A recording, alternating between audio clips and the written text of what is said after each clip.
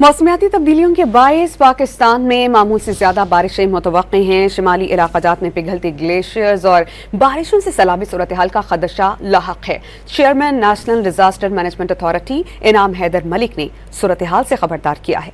इनाम हैदर ने वाज़े किया कि NDMA मुमकिन खतरात से बचाव के लिए काविशें कर रही है। ऑपरेशन सेंटर की हंगामी सूरत हाल पर 6 से 8 माह पहले अलर्ट करने की सलाहियत है। तब्दीलियाँ दुनिया भर को मुतासिर कर रही है। पाकिस्तान का शुमार भी उन ममालिक में होता है जिसमें ये खतरात मामूल से ज़्यादा हैं और इनके आने वाले दिनों में इसकी न सिर्फ दौरानिया शिद्दत बल्कि इनसे होने वाले मुमकिन नुकसानात में भी इजाफा हो सकता है। डिजास्टर मैनेजमेंट अथॉरिटी में गुज़श्ता 2 सालों से नेशनल एमरजेंसीज ऑपरेशन सेंटर का क़याम वजूद में लाया गया है।